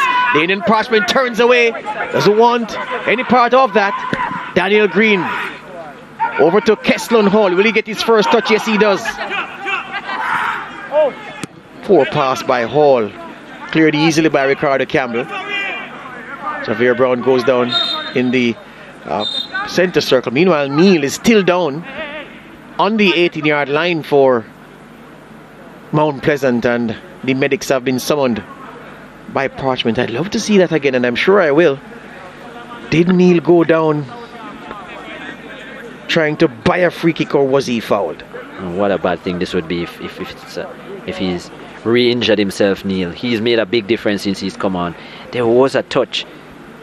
I'm not sure how serious it was, because I'd wonder why he would go down at that point, especially considering that he had a little space, so he was in an attacking position. So here it is again.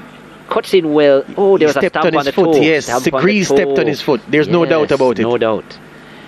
Maybe Parchment thought that it was rather soft. You know what? I'll tell you this. It could be painful. Of the calls that are missed by the referees, it's always one where the tackler steps on the foot. So because both feet are in the turf, it's difficult for the referees to perceive that there was the infringement. And again, it also looked as if it was the edge of his foot, which is probably why it was so painful initially. The edge of the foot, you know, that little toe. Yeah, he's back up and running, so he's good. Yeah. I can understand why Parchment would have said, nah, I'm giving you a penalty for that. But point taken certainly about it being deep in the turf. Yeah. Campbell driving at Lewis, can't get by this time though. The Vere man closing the door. And Campbell. Neil once again now. Away from one challenge. This is Messam. Messam being told to hurry up. He dances around Sule McCullough, finds Swaby this near side. Oh, Swaby, who usually complains about poor passes, execute a poor pass himself. Harvey, robbed by Anjay Gale. Well, Javere Brown and was battling away his Harvey, runs into Kevin Graham and flings Graham to the ground. Will Graham go into the book as we see the yellow card out? It goes to Javere Brown, the yellow card. Wow. I didn't like the response from Harvey, who is on the ground. I actually think Harvey was quite guilty, and when he realized that he could have gotten in trouble, then he play acted and fell over. Yeah. Just look at how Harvey leaves the ball. Look here. Well, yeah, that was a bad arm there. Well, he did get the step though. He did get a stamp from Brown, Kevin Graham lucky because the forearm that he put up to protect himself as Harvey was crashing into him could have been deemed to have been an aggressive act. I would probably have blown for that actually, because the arm did go into the neck chin region, and that could have been dangerous. There's blood on Harvey's knee as well. So maybe it was a bit unfair to Harvey there. It actually didn't. On the replay, it actually doesn't look like he left the ball to then challenge the Vere United players. Yeah, that right leg is banged up for Harvey. Step in the ankle, stamp in the ankle, and some blood on the knee, just below the knee on the right leg as well. Yeah, he's feeling it, Harvey. And you see them looking for something to stop the bleeding. Maybe we'll have to bandage him up. Even the physio has an injury. There's a thumb that is wrapped up there, the physio. Wonder how he cut his thumb. This is the tackle once again. Oh, yeah, that hurts. Has to hurt. And it went right down the shin as well. So as you can see, working its way down the shin into the instep. Nasty. Yeah, deserved yellow card. Probably Graham was lucky to get away with that one himself, as usual. He's very skillful at those sneaky challenges. Graham is an aggressive player. The number 18. Here we have a look at the attacking zones for Mount Pleasant. No surprise, 30% in the wide areas, flank areas of Green. And Campbell has had some joy as well. Less on Campbell's wing, but they have switched wings as well. But certainly they have looked to exploit in the wide areas. And they have done a lot better in the second half, but haven't produced a goal. Yeah, well, to the point, after you say this about Vere, I'll tell you. Vere as well. Well, since Lamar Neal has come on, he certainly has added something within midfield and looking to go wide as well. 20%, a little bit more even between the middle and the wide right area, and that's because of Swaby, who plays through the central positions. Yeah, you spoke about the switching on the flanks. Green and Campbell haven't switched flanks in the second half. They were interchanging regularly in the first half, but they've held their positions, and maybe that's why Green has enjoyed a lot of joy down the left-hand side. Well, and Campbell on the right as well. So I Campbell actually think the reason they haven't switched is because it's been working. So they say, well, let's stay with it. It's just been that final element that's been missing. And Lumven's long legs in the way of their shots in the 18-yard box. But again, I think when they get the opportunity to shoot too many touches, an extra touch, some of those balls into the box, they should have tried probably one-time shots. They would have been better off. But just that touch allows the defense just to close the space and organize a bit. So we have the restart. Segre gets the pass from Richie. Harvey, after some running repairs, he's back up once again. Liston James now tries to find Kesslon Hall, but someone stood under it. A case of anywhere will do from Javier Brown with that clearance. Finds Richie all the way back to his goalkeeper Paul.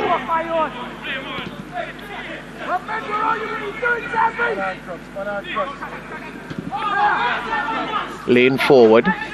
Campbell wins and will settle for the throw. Well, we'll settle to defending from the throw. Campbell slightly limping as well. Yeah. They pick up that injury in the challenge with Green. Yeah. Remember? Campbell in space. Devontae makes the cross. Can't beat Anjay Gale. This is Gowie. Gowie with the shot. Really spanked that. High in the end. Decent strike by Gowie. Decent strike.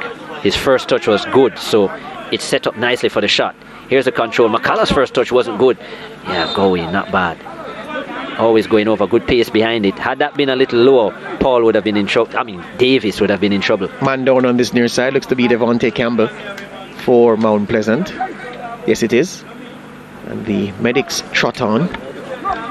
So, another disruption to the game. There's a man on the Mount Pleasant bench getting his shin pads into the socks. The clearest indicator that the player is about to enter the fray.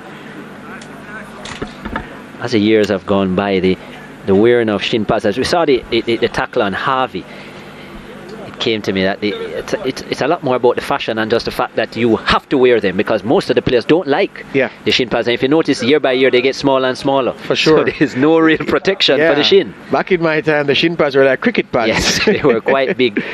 Sajay Gale, the man who scored the winner in the last game for Mount Pleasant, off the bench, getting ready to reprise his role of match winner.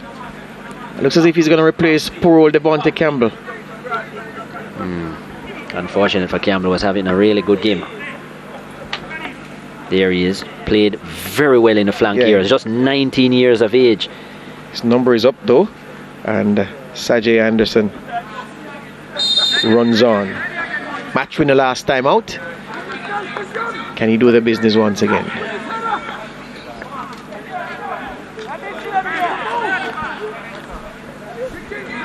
So let's see how Alton Lewis battles the threat of the muscular Sajay Anderson. Not the same skill as Campbell, as Devontae Campbell, but certainly heavier, tougher guy. This is Javier Brown. Brown with the shot! That goes directly towards, gathered easily by Chavenport. Looked venomous in the striking motion, but not much power behind it in real terms. Green down the line for Kesslon Hall. Kesslon Hall, can he keep it in? Lumpton watched him run it into touch.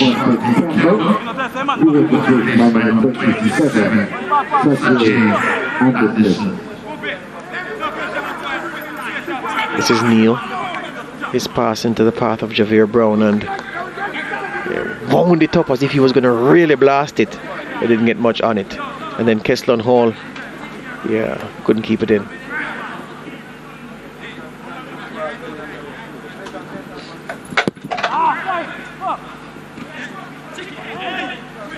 Kesslon Hall is through. Hall takes a touch. Still Hall! Off the bench, and Kesslon Hall, his first appearance this season, and the Foundation Mount Pleasant man who's seen several big names come to the club. He's retained his place on the roster. He shows why the Mount Pleasant management still believe there is need for his talents at the St. Anne institution. He comes up trumps for the Englishman, Wally Downs. 1-0 Mount Pleasant.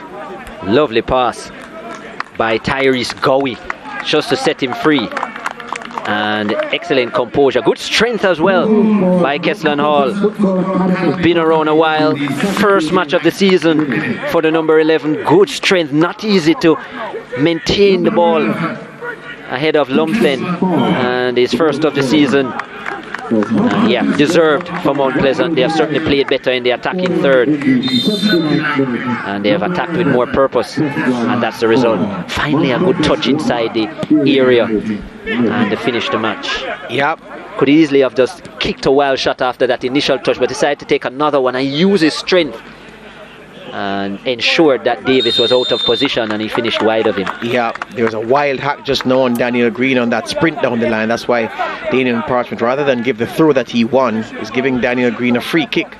Kesslon Hall, it's a situational awareness as well. Knew that he had the beating of Lumpen for pace, so knew that if he's on the ball and the centre half is behind him, no way that Lumpen would have caught him, so had the luxury of taking another touch. Only had to be clear of Lumpen's long legs. And once he was out of range for the defender to really stretch and intercept, he knew he was going to come up trumps. Well, no, he knew he was going to get a clear shot at goal. Harvey out to Daniel Green. Segree over the top, met by Kevin Graham. Vere have to gamble now. And they've gone to their bench. Number 12 is preparing to come in for Donovan Ducky's team. That looks to be Tavis Grant. Was used as a substitute in the last game as well. Yes, actually played well. The captain is down though. You spoke about the Yes. injury he picked up in a challenge with Daniel Green. It seems to be bothering him, Ricardo Campbell, and he has the look of a man whose afternoon is over. Oh no, that's a big deal for Vere United. Had big injury problems in the 2021 season, and it made Donovan Ducky very nervous. Didn't like when his captain wasn't there. The leadership that he brings to this unit, and that's a big deal for him that the injuries are back. And yeah, in fact, he what would happen in those games last year, as you remember, he would be out for a few games, and he would come back in for a game and then re-injure himself, and he was out again. So wow. Meanwhile, Ducky in a conference with Anjay Gale and Kevin Graham as he tries to get something from this game. Well, Graham will play the centre-back role, I figure now, and Grant will go to wing-back. For sure. Yeah. So it's a reorganization. So this is the goal. So Kadeem Davis boots it long. Harvey won it in midfield. Lovely flick pass by Gowie. Gowie, yes. That was what I wanted to see. Lovely awareness by Gowie. And unusual, this time Mount Pleasant actually attacking through the spine, through the centre, instead of the wide areas with Green and obviously with Campbell before he came off. This time down the middle, Gowie coming on from Morris, making a big difference. Lovely pass. Yeah. Wondering if he got a shout from Kesslon Hall, which is why the flick was so swift, without hesitation, just putting the back heel into the path of the striker. See by the movement of Hall. Yeah. So number 2, Ricardo Campbell, the skipper, has broken down in this game, and Tavis Grant on to help Donovan Ducky's team. This is Alton Lewis. Kevin Graham has retreated into that centre-back position. Grant has come to this left-hand side to help the attack down the left. Here he is. Lewis wins it. Inside to Neil. Neil. Ball headed away. Daniel Green now has some space in front of him. Neil before a burst by Neil as if he's not there, but touch just too heavy, allowed Anjay Gale to reach in and clear. Still Mount Pleasant's ball though. Segree now to Harvey, who Kesslon Hall offside.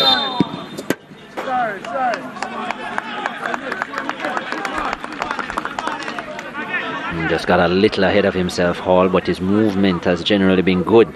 He's given options, willing to run the lines, Keslan Hall. And that's what contributes to the space that's being opened up within the middle of the park. When as a forward you're running the lines, it also takes the defenders out of position. So McCullough and company will benefit. Lumphin short to Lewis. Over the top, trying to find Swaby with one of those hit and hope crosses. Kevin Graham, firm header. Messam settles under it now. Midfield to Brown. Brown switch to Neil. Can he keep this one in? See Green hot pursuit of him. Meanwhile, so the referee will call the play back because Javier Brown was fouled in the process of making that pass to Neil.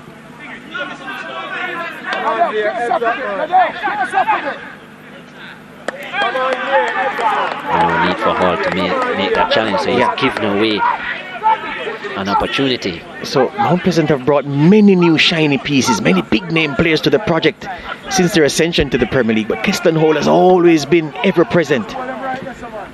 And his goal this afternoon has them in front. Salmon. Green wins it back. Well, has it now for Mount Pleasant. Back to McCullough. Exchange of passes. Green down the line asking Keston Hall to turn on the Jets, but Lumphin had the step on him. It's a goal kick for Vere. Hall is willing to run the lines, but you wouldn't have had any help on that occasion. Just needed a little bit more patience from Green. That's what actually brought them into the game a lot more. Mount Pleasant, the patience in attack. Just taking the time to build their attacks. Neil for Vere. Loses out. Swaby can't get there. It's been a frustrating afternoon. Wally Downs goes through some keepy uppies and holds his back. There was a time, Wally, when you were rather good doing that sort of thing now. Those days have long gone. 61 this year, Wally Downs. A football career that would have ended decades ago. Kevin Lane to Segree. Pops it forward, headed away by Lumphin. Someone got there before McCullough, and Neil gets there before Harvey. Can't turn though. It's a throw to Vere. Don't discount this man's contribution. 24 years old, Alwyn Harvey, because when the goalkeeper Kadeem Davis cleared that ball for Vere, he was the one who won it in midfield, passed it swiftly to Gowie, whose first time flick found Keston Hall. Milo's foul. Tavis Grant wants it on this far side for Vere. Donovan Ducky bawling at his players. Really telling them they need to be patient still. Javier Brown wanted to take the quick free kick and Ducky said no.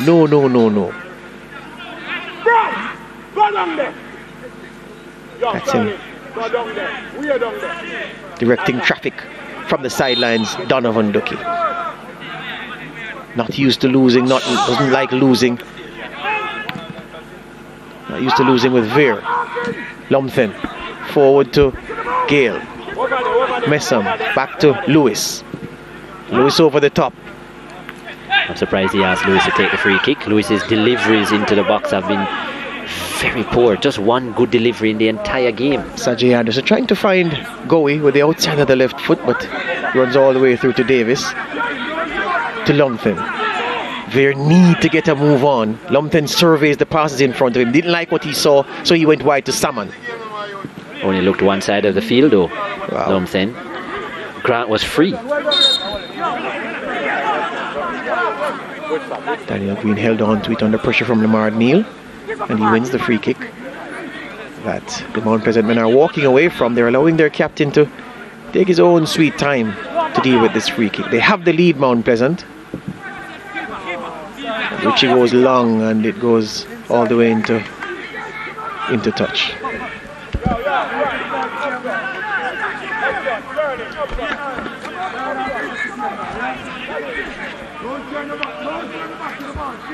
Davis. It was his poor goal kick that led to the goal.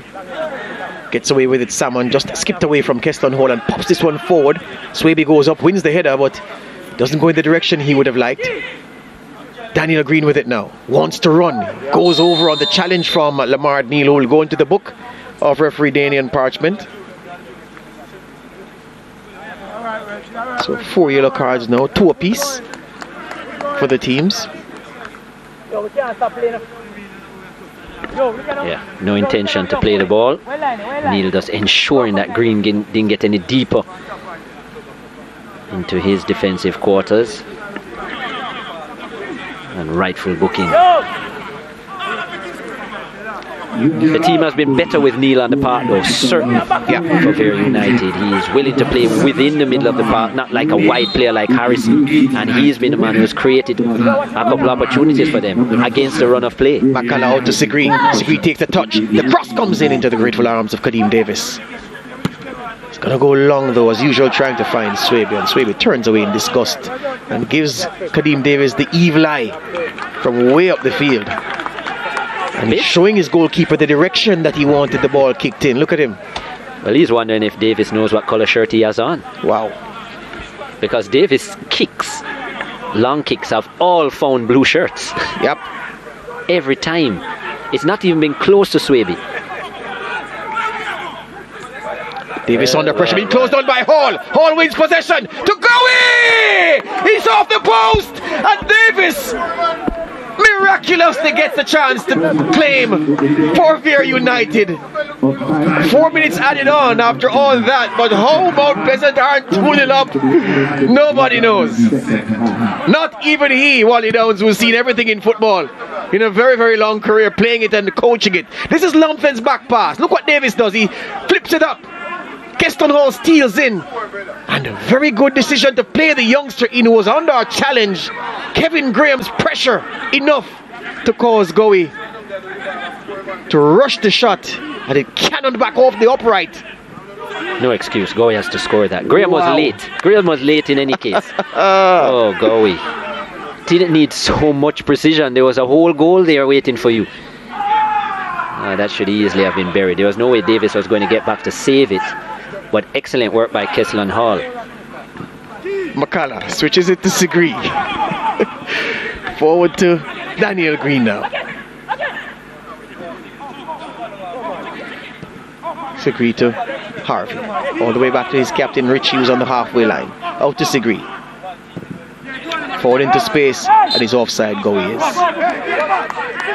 Can Vere make them pay though? Can they salvage a point? The young man really ought to have opened his JPL account there. Yes. Point blank range. And I know you say Graham was late, but I guarantee you, were Graham not closing him down, was Graham not appearing fast in his rear view mirror, he'd have had more composure and picked another spot in the gaping goal. But because Graham was arriving, he moved a twitch faster than he would have wanted to, and he could only find the crossbar. Here's Green, the speedy Daniel Green, who's done a lot of good work down this left-hand side. Keston Hall playing it back to Green. Sajay Anderson requires a save from Davis, and Hall gathers, and Hall is offside. Good strike by the substitute. Excellent in-step work with the left boot. Davis lucky to get away with the last one. This was a good save, low down.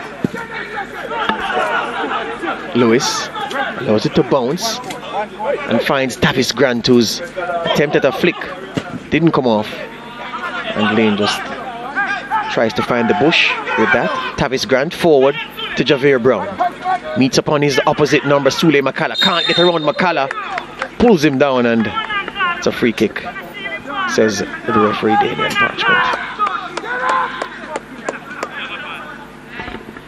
Mount Pleasant's chances have all come against the run of play, or Vere United I should say, their chances have come all against the run of play out of nothing. So they will be hoping that, well, it's only a minute to go, but like with that opportunity, that they could find something to make Mount Pleasant rue their mistakes. In a game that seemed destined for 0-0, do we make Keston Hall the man of the match for coming on to settle it, to decide it? Or do we pick one of the defenders for Mount Pleasant. Christina, they pay you to make these decisions, man. So you have to make it. Nice turn by Goey. With the ball just a bit too straight, you believe. Brown. Forward to Neil. Good first touch by Neil. Into space for Messam, and too much on it. Rich just scampers across. Leg raisers. Yeah. Yeah, George, Keslan Hall has been the difference. The difference, yeah. The game changer. Yes, sir. In a game that lacked quality for such in a game that needed changing. Yeah, needed changing, exactly. Neil. This is Neil. Lewis. Lewis in space. Does he have a shot? Gets around James. Anton Lewis! Over the crossbar! Sinks to his knees. And that's the final act of the game. Daniel Parchment has seen enough. Vere United almost. But only in the love song does almost count. In football, almost never counts. 1-0, Mount Pleasant.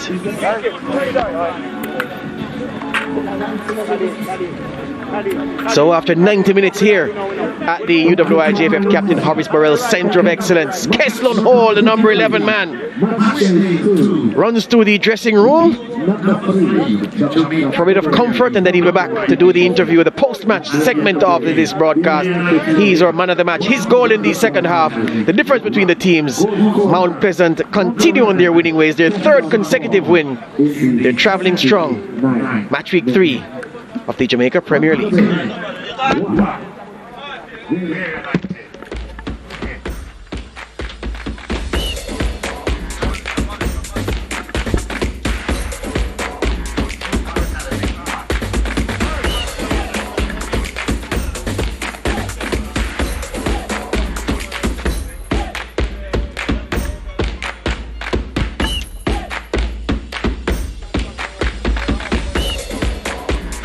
Well, here are the full-time highlights. And after 90 minutes, Mount Pleasant with a 1-0 victory. Daniel Parchment starting off things. And Vere United with a ball into the box with quality. That was a rare occasion. And that was a shot from way out by Lewis. Easily held by Shavin Sean Paul. And a glancing header as well by Lumphen. This would have been another opportunity for them. This in the second half. Messam working in. A lovely pass here by Francois Swaby to find Brown. But this pass by Brown was dismal in terms of linking back up with Swaby. Was waiting at the top of the 18. And then the moment that would change it all. Lovely pass by Tyrese Gowie.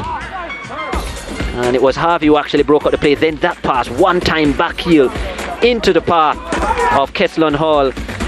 And the long-time Mount Pleasant servant finishing into the far corner. 7 goals on the season for Mount Pleasant.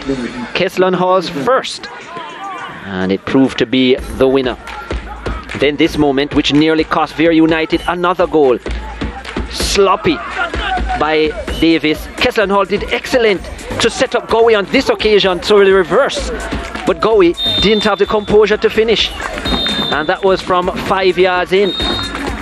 So 1-0 after 90.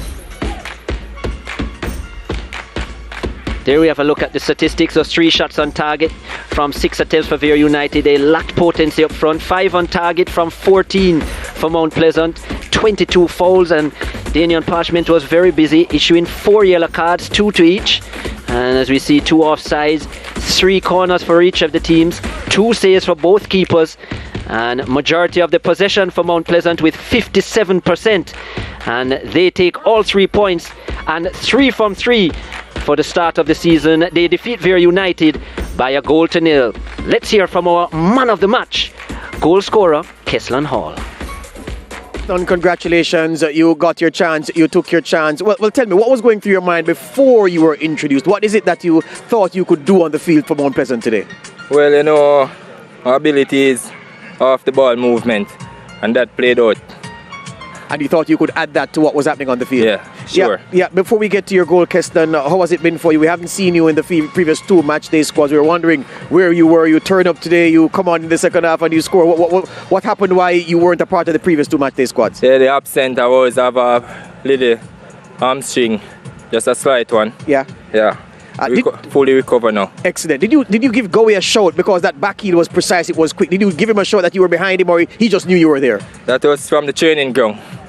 Yeah. So he worked on that previously? Yeah, training ground. Yeah, Kesslon, many big names have come to Mount Pleasant over time, but you've still been there and you still keep producing the goods. Do you feel a particular kind of pride to be a foundation man still in doing the business for this team?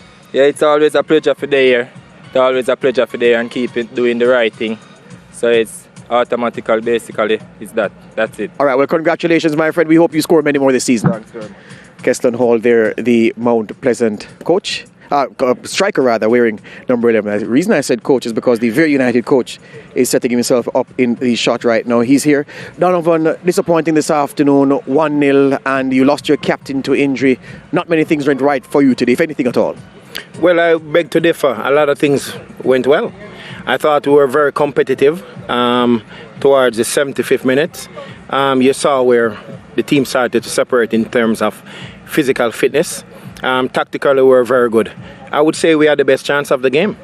And it just never happened. It was a game of moments. We gave a possession to them. We want to play in transition. We understand the superiority of the depth that they had. They moved the ball well, but we were very good defensively. I thought was a defensive lapse in concentration. We lost the game, but there's a lot of positive to build on. Well, we thought that perhaps when you review the film, you'll perhaps be upset at the way the goal was created, because your goalkeeper's goal kick didn't pass Alwyn Harvey, and his quick pass forward, that's where the goal came from. And this is football. Things will happen, we'll make mistake. It's a technical breakdown. We'll have to pick up the pieces and continue to work. All right, a 1-0 defeat, but you go to build again. We'll talk again. Thank you very much. Good. Donovan Ducky there, the coach of Vere United, saying that there were things to be happy about, things to be satisfied about based on the quality of his team's performance for much of the contest. Wally Downs walks into these shots, saw him juggling a few and then holding his back over on the touchline. Wonder his mood right now. Wally, a 1-0 win. You went to your bench again and you found someone who could do the business, this time Kesslon Hall. Yeah, he's very dangerous boy when he comes on late in the game. He makes great forward runs, and as long as we release the ball early enough for him, he's always a danger in that situation. Yeah, 9 points from as many available. I assume that you'll again be pleased with your team's battling qualities this afternoon. Well, you know, as I told you before, the two games have been different, and we knew this would be different as well. They're a very difficult team to beat, and they live off your mistakes if you make them. And fortunately today, we gave them very few chances. And I thought that although Vere